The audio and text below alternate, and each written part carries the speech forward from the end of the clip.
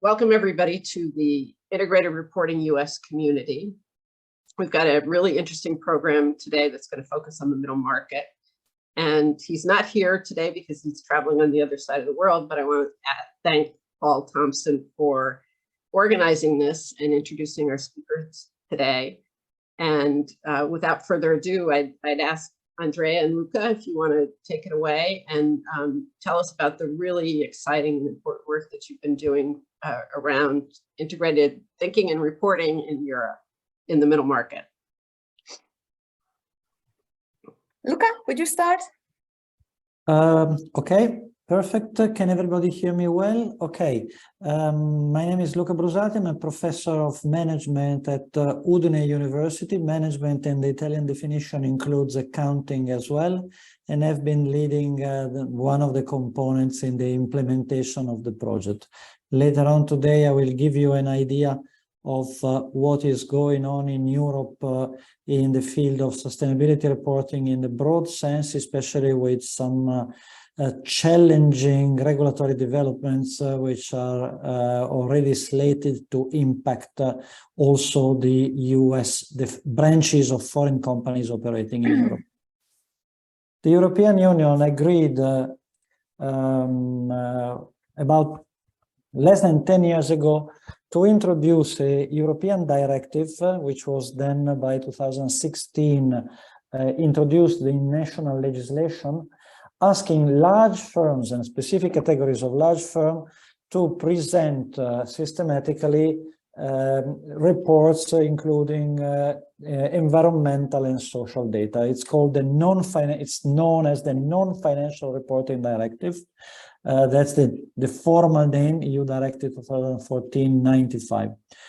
This covers currently about 11,000 entities across the European Union. We are called, it refers to what are called the PIEs, public interest entities, because strictly speaking is not only for companies, but public interest means that it's about companies with listed securities on on EU financial markets, and companies in specific industries such as large banks, large insurance companies, etc., etc.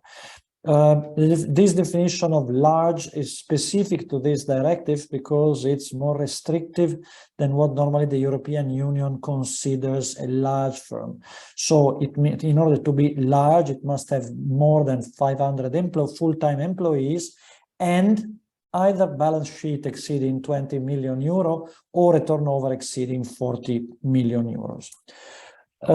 This directive was an important step forward trying to increase transparency in non-financial performance, but has some important limitations.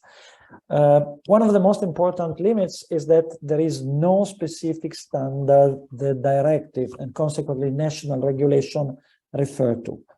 Companies can explain the reason why they are using one standard versus another.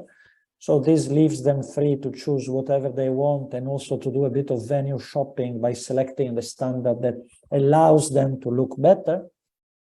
They can use global standards, they can use domestic standards.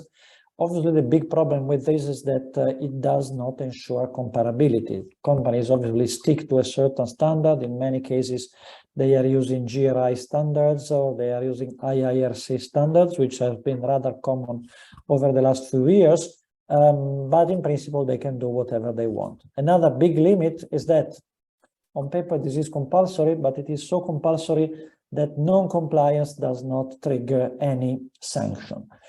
Actually, the pressure is more by the market in this case, rather than by a specific provision in EU directive.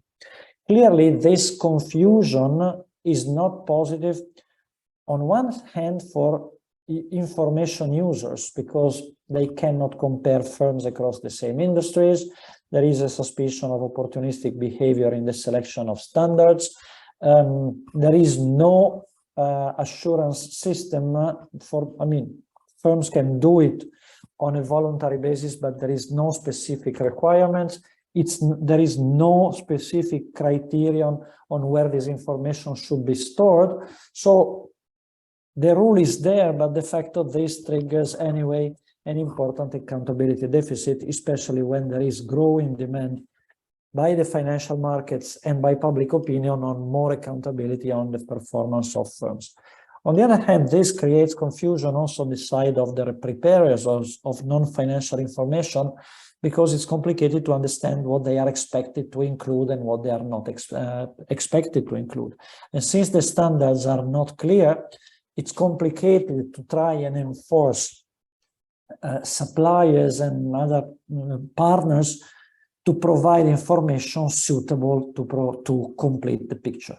So with the value chains which are disintegrating in many companies, many large firms are no longer taking care directly of manufacturing. And if I don't report about what my suppliers are actually triggering in terms of non-financial impacts, I am providing a very incomplete picture of what is going on as a consequence of my business decisions.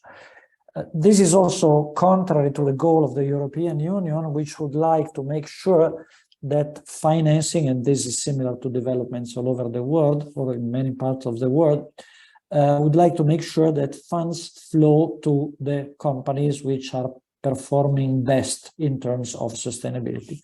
So as part of a much broader package which goes under the name of the European Green Deal, the Green Finance Strategy introduced multiple provisions, very many provisions lately, trying to force companies, creating a series of constraints which are pushing European companies and also companies doing business with European companies to stick to certain principles which are trying to secure much better sustainability.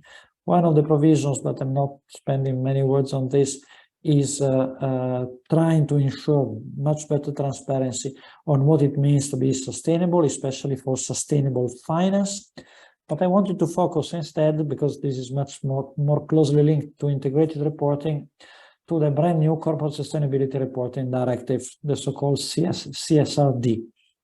This broadens significantly the scope of the previous non-financial reporting directive, because very quickly, and I will mention briefly the deadlines, all large companies and all listed companies will be required to report. Please note that in this case, large means the traditional definition of what is large for the European Union. So over 250 full-time employees, or balance sheet above 43 million euros and turnover about 50 million euros. Please note the first bullet point includes non-EU companies listed on EU regulated markets, subsidiary exempted if parents report according to EU requirements. If the parent company does not report according to EU requirements, the subsidiary in a EU country will also be subject to the same regulations. The expectation is that the number of companies due to report according to these new standards, which have been decided, and the very final step will be in the next few days, is going to be in the range of 50,000 companies across Europe. I'm not getting into the provisions, which are very detailed, and this is likely to be a challenge for European companies. But there is, as it is happening in the United States and in other jurisdictions, a much broader coverage. Here I'm listing some of them. Social, not so covered, but environmental and governance are under much closer scrutiny. And this information will be also subject to compulsory external scrutiny in order to ensure the reliability of the information provided. Priority is given, not surprisingly, to all the dimensions of performance which are closely linked to climate change, but they are not the only dimensions. What is interesting and very much aligned with the principles of integrated reporting is that the standard will be not only a generic standards. I mean, it's a bit rule-based instead of principle-based, but the idea is that Certain information will be sector agnostic, so information that all the companies are expected to report upon. Then there will be sector-specific standards, so macro sectors there will be specific guidelines on the reporting for companies operating in these macro sectors, and then individual companies will be able to report on the information that they consider material, taking into account their specific business model.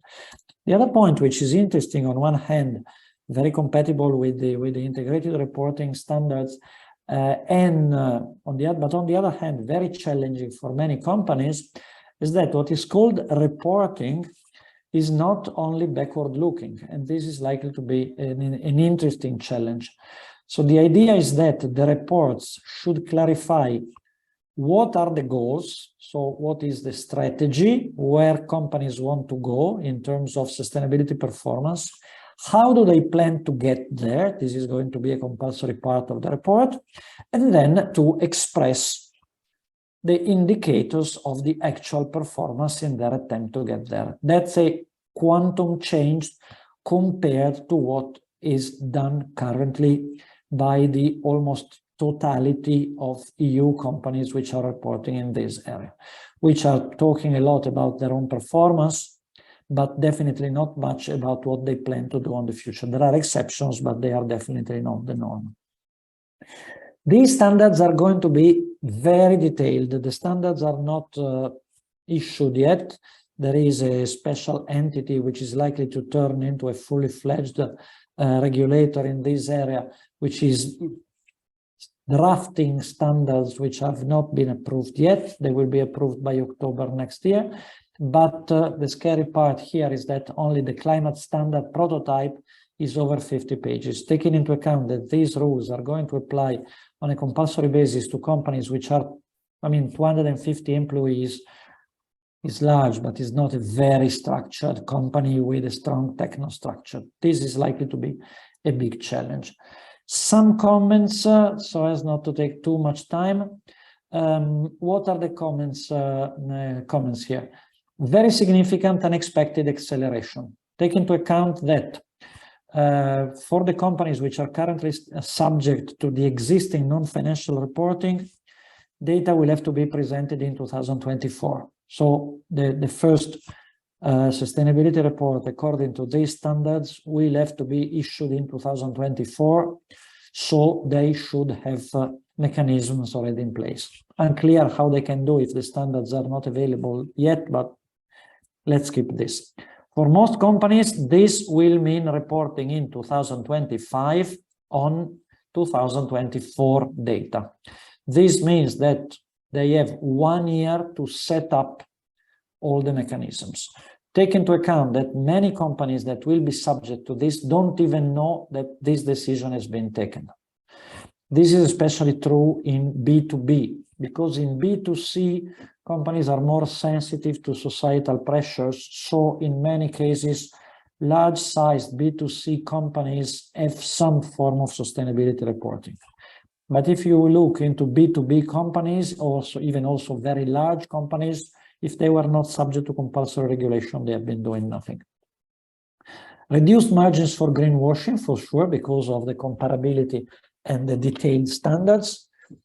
Not so clear at the end of the day what is the overall idea behind this. Is this a way to influence strategies towards shared value? Is that a way to improve the quality of the information provided to external stakeholders so as to facilitate a better dialogue? So it's more about reputation, avoiding the trap of greenwashing. Or is it a matter of introducing a regulation which asks for compliance, so with a risk of box ticking?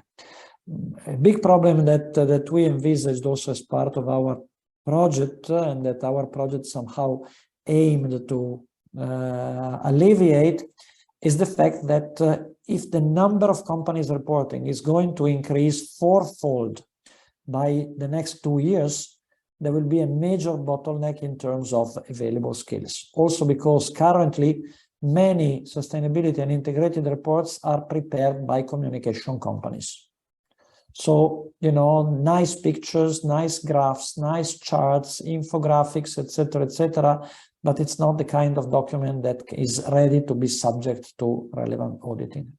Why all this is relevant for medium enterprises, at least, if not small. Medium, according to EU standards, means a company which is between 50 and 250 employees. And there's a huge number of them in the European Union, also in the supply chain of larger firms.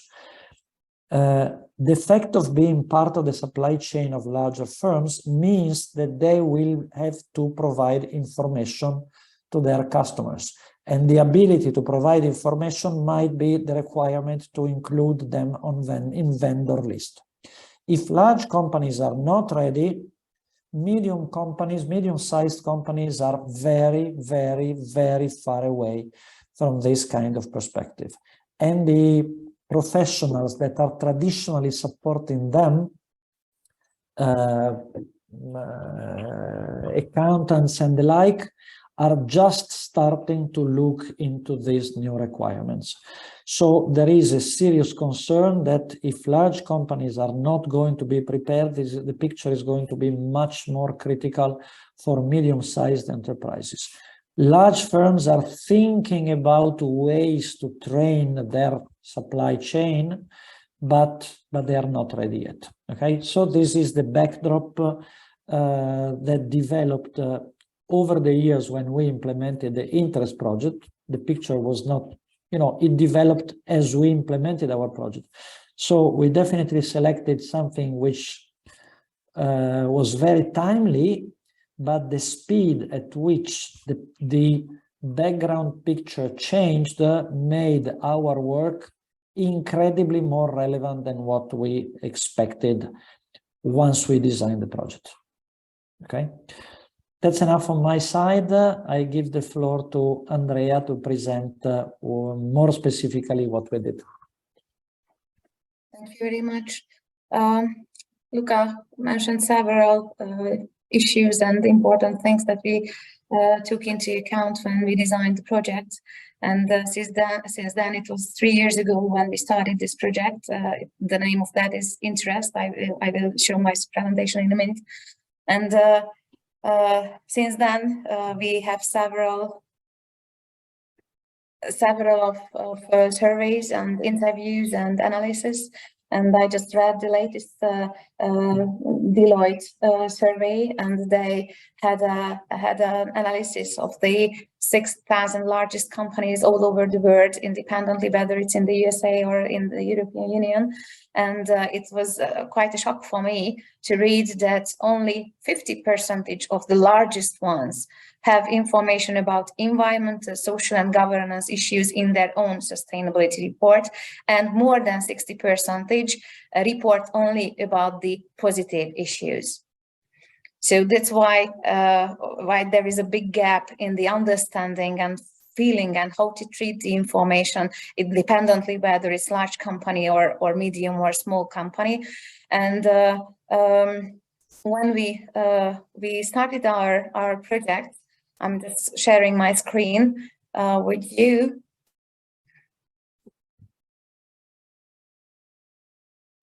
If you don't mind, I will show it in that way because I've jumped to other slides as well. And the title of the project is Integrated Reporting for Small and Medium Enterprises for their transparency. And we focused on medium-sized companies. And the reason was that we started this project, that we realized that small and medium ones will prepare more reporting if it's compulsory. If it serves management purposes, it will serve their financial and operational data, and they will not provide more information about the environmental, social, and governmental issues. We had the pilot trainings of this project as well in the 6 countries that were involved in this project, and we have very different feedbacks on the pilot, but I will summarize it later on. the background of the project was the integrated reporting 6 capitals approach. With that how we can create the connectivity that they stated in the framework and guide, how we can create the connectivity and how we can measure them, and we try to create some guidelines for that. Of course, I don't want to show to you all the project backgrounds and past information, but I would focus on our results. But we collected the drivers of sustainability, why it's good for a medium-sized company to focus on sustainability issues. Of course, there are external factors and internal factors, as Luca mentioned them as well. So I wouldn't go through that because he mentioned the supply chain effects, the reputation as well as the internal factor. And someone mentioned the value creation process, and we focused on that. So we didn't want to say and explain to them that what to do exactly in their sustainability process, but how they can use the approach of sustainability and the IIRC 6 capital approach to create value in their companies, to have a more deeper understanding of their company. The communication effectiveness could be increased through this process, and other relevant issues we highlighted for them. And I was very sad to tell the truth. Some days ago, I was participated at an EFRAG. It was an online conference with I don't know how many of participants online and in person as well.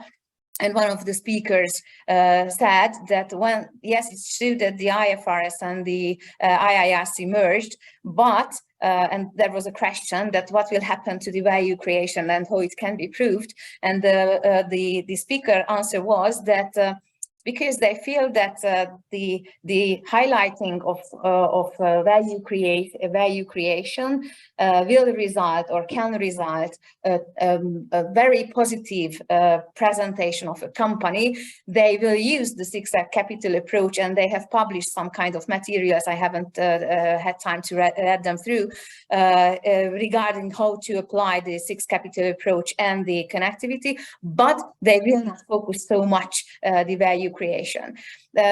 On the other hand, I think that with our results and the materials that we provided, we still believe in that for medium-sized companies and maybe the smaller one in the supply chain can help to show that what can be your benefit if you have this approach. Because if they feel only the costs and that is compulsory, then the quality of the final data can be very questionable. So what we have done, you can see our main goals. To support them in sustainability issues and to raise the awareness and give some kind of implementation tool for them how to understand and use the integrated thinking and value creation, and it can serve the companies increase the company's value as well, and the connectivity issues. And what are our, I would mention our university partners, if you don't mind. We had, as I mentioned, 6 university partners and the European Federation of Accountants and Auditors from Belgium, from dear Paul Thompson, and we had universities from United Kingdom, Germany, Italy, Poland, Romania, and from Hungary. And I work for Budapest Business School. I'm a professor of accounting, and I'm a chartered auditor as well since 2000. And I do IFRS and national audits as well in Hungary. So to tell the truth, when we started the project, I have had several personal experiences with my companies that I audit, that what are the reactions either on sustainability or if they have more compulsory issues regarding on reporting. So the target groups of the project were the SME owners and managers at the first stage. The second level was the accountant and sustainability consultants. And of course, as it's Erasmus Plus European Union finance project, we needed to focus on the students as well, and for the possible trainers of this approach or our findings. Our project started just after the Brexit and before the COVID. So it was a very colorful period how to manage with the seven partners altogether, plus the non-university partners online with a fully stuffed and very heavy, difficult times. But we managed to do, and we just received the notification from the ERASMUS agency that we received 95% rating for this project, and they offered it as a best practice project. So we are very satisfied with our results from this side as well. And you can see that we have different outputs, intellectual outputs, as it's called in this project. And the first is the framework. And in the framework, we used as a placement the integrated reporting framework itself, but we tried to explain it to the small and medium enterprises level. It's from the beginning. But what are the key principles? What are the main concepts? What is the integrated reporting itself? And why it's good to use? And what are the benefits, risks, advantages, and disadvantages of this whole issue? And to that, as we had 6 countries, we made national analysis about the reporting itself, and concretely on sustainability reporting, mainly on small and medium enterprises. And this was the first point when we were a little bit surprised, and not a positive way, because we realized that Poland is the best. But not in the small and medium level, but the large level. Of course, UK has advantages as well, but when we focused on medium ones, then we were fully lost. So we had not so positive feedbacks what we could use, that what are the experiences, the results, and the outputs of sustainability reporting itself for the medium level companies, because we had not so many of them. And to tell the truth, Luca helped us, because there was an Italian project, as far as I remember, Luca, when they focused on sustainability issues, and there were more or less medium companies. So we managed to collect some, but we realized that the project is at a good place and good time, because it's true that the small and medium ones need some kind of support in understanding what will come and why it can be relevant for them. And from this national analysis, the publisher Springer issued a volume with the title, and I copied the link here with the title of Development of Integrated Reporting in SME Sector. For the 6 countries that we have partners in this project. The second output is the guide, and it's much more detailed. And I copied here to the official website of the project. And no, it's not that one, sorry. It's the tool, but I put it here. Here it is. So it's in the PPT slideshow. So I will send it to Mary, and she can share it with you. And here you can find all of the outcomes and results. And as it is a European Union finance project, it's a fully public one. So you can see here the framework. You can see the guide. In the guide, we try to be much more precise, giving concrete help, steps, and understanding what and how they can do. At the end, we realized that we could have written much more from the different steps, but of course, after a time, you have to stop. But the key purpose is to identify to explain the integrated thinking, identify the steps, and the procedure, and to the procedure set some kind of criteria, both about the data collection, both about the measurement issues. And if I'm going back to the webpage, then you can see that we developed a curriculum as well, and I will show you another tool to you, because we realized that it's the world of globalization and automatization. So we try to provide, and it's not in the project officially. We developed for ourselves to tell the truth and support the participants of the project and the pilot trainings, and later on the other users. And we developed an online tool, and the online tool, of course, there is a registration part. And after that, if you registered, then And then you can see the process that we set down based on the IIRC's framework and our guide.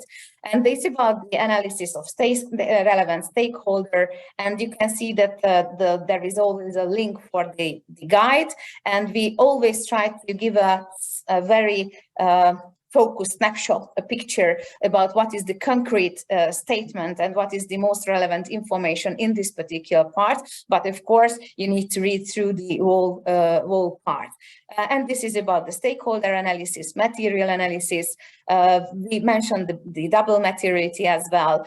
We use the business model canvas when we try to analyze the business model and set it from a sustainability approach. And after that, we look through all the relevant capital. And if you go here, you can see that, again, the PDF guide can be read if you click it there. And after that, you can identify that what are the available elements, what are the reinvested capital, the growth potential. So we try to set some kind of measurement tool and identify what the company has and what he would need, or it would need to develop. And we said that there are some kind of measurement for value drivers and measurement tools for the those of values. So these are different measurement criteria. And when I'm participating on the different events, I realize that it's still a very significant issue at any of the organizations, that how it can be measured, not to have so many criteria and so many measurement tools provided, because it will provide a 51 page of material, and no one will be able to fulfill and keep these requirements.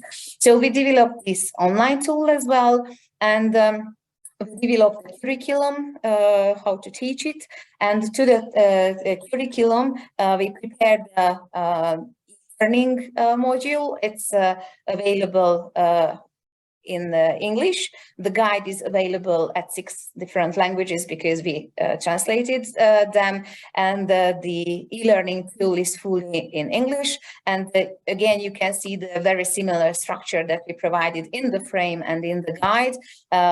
Everywhere is the same, some kind of glossary to help the readers in the understanding and to understand the key phrases. And after that, we went through the integrated thinking steps, and again the financial capital. So it's a more and more explanatory and supportive tool to the users.